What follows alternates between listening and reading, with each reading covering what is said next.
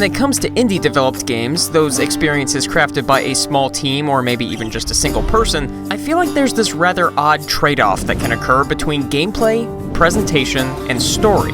That is to say, if the gameplay works exceptionally well, oftentimes elements of the narrative take a hit, or the developer utilizes a particular graphical style that probably won't be winning any awards despite being artistically impressive. Likewise, if said developer prioritizes story and presentation, oftentimes the gameplay takes a back seat. But when it comes to developer Supergiant Games, I feel like everything is prioritized. Now, I'm sure I'll get around to talking about each of their titles individually at some point, but this video will cover their junior outing, the overlooked, but never duplicated.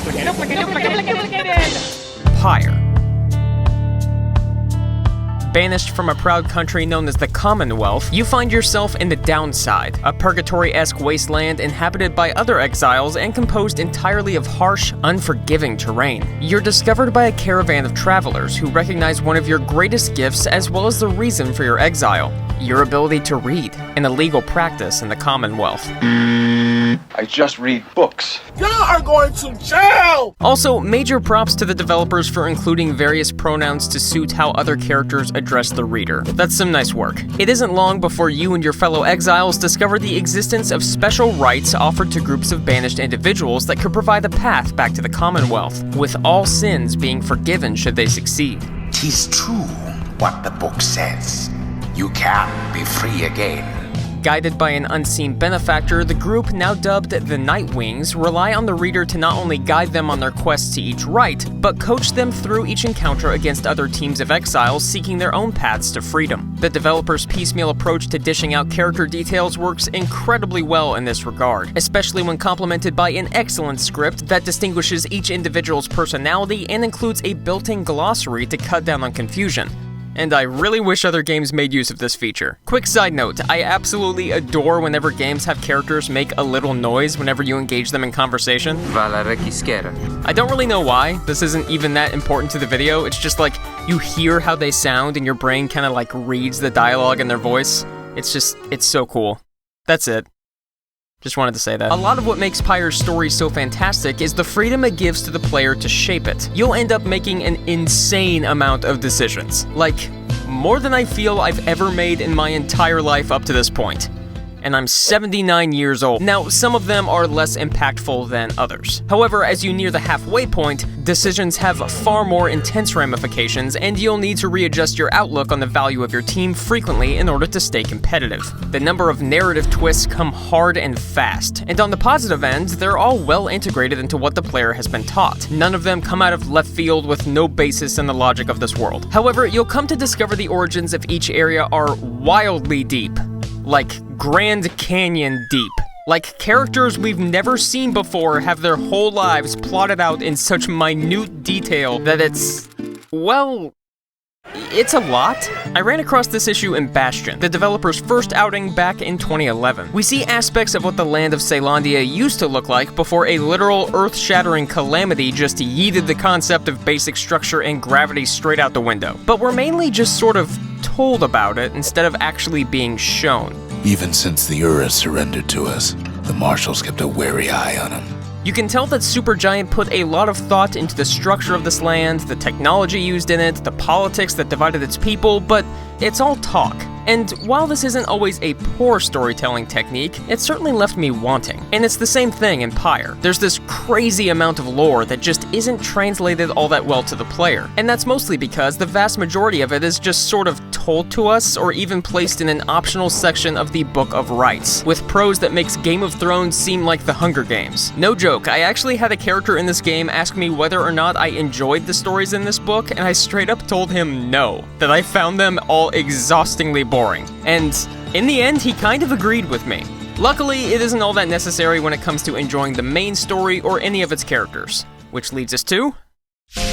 You witness now the path toward salvation.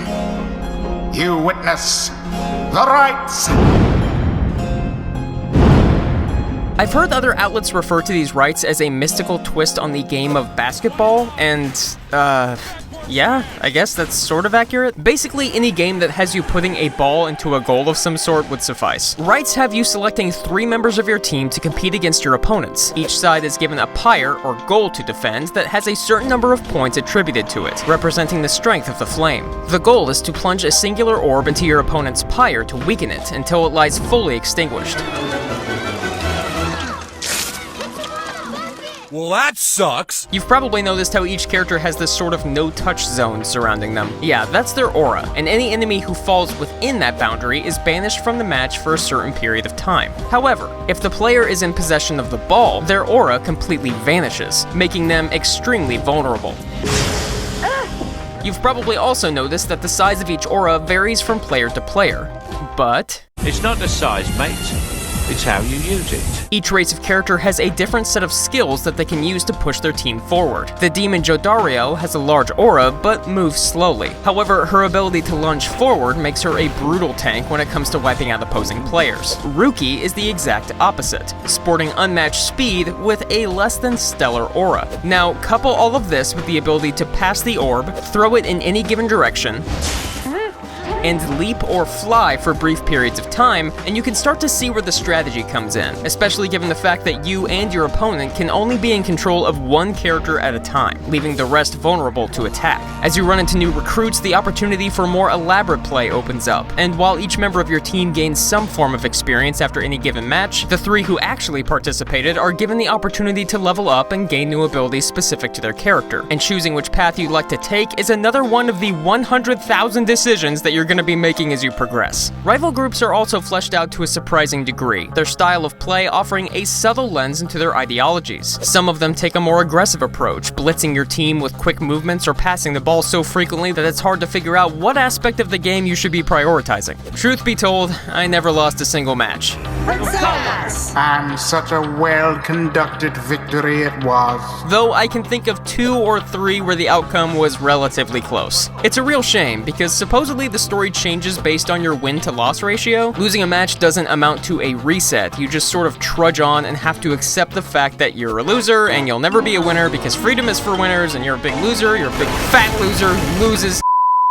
There are certainly other elements that affect the narrative. This was one where I maybe should have turned the difficulty up past standard, but I was winning a lot, and I didn't really want to. That said, Supergiant is a huge fan of in-game difficulty modifiers. Back to Bastion, you could invoke certain gods to modify aspects of the game for bigger boons. For example, maybe you give enemies quicker attack and movement speed in exchange for higher experience. Maybe you give them the Martyrdom perk from Call of Duty 4 and make your life a living hell. Transistor touted limiters that exchanged harsher penalties for experience as well. And Pyre has its own take on this idea with Titan Stars, available to you before rites in the latter half of the game. You'll be rewarded with more experience for your characters, but with the risk of losing a match being a permanent mark on the story going forward, and the fact that I was winning a lot, I didn't really want to. Still, I love this idea of increasing the difficulty for a higher yield, and this is another area where Pyre allows you to customize the experience to your liking. In terms of pacing, you'll spend a good amount of time learning about your team before throwing them into their next match, and when you're not doing that, a traveling salesman offers ability-modifying talismans, consumables, and a host of other trinkets to help complement your style of play. It's all just so well thought out. There's something really special about seeing a game firing on all cylinders like this. Just makes me a happy little boy. This is really good!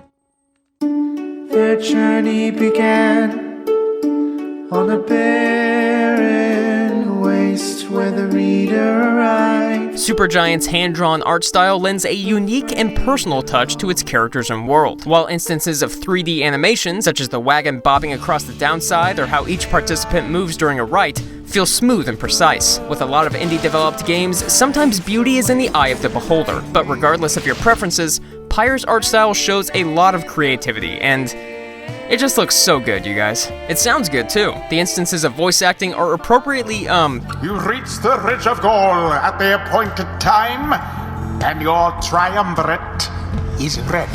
we'll use the word dramatic. It's also got a phenomenal soundtrack, pretty par for the course in every one of Supergiant's games. Throughout most of the tracks, there's a huge emphasis on stringed instruments, mainly guitar melodies that are able to ride the line between melancholy and inspirational, matching the tone of the narrative perfectly. Supergiant Games has this insanely unique ability to interweave all of its gameplay mechanics, its story arcs, and its presentation together to the point where they're all benefiting each other. With the exception of a dense lore book, nothing here feels out of place. And because of that, you're left with an experience that looks good, plays even better, and a story that feels wholly unique to you upon completion. And, that's it. Seal of approval. Buy it. Don't think about it. Buy it.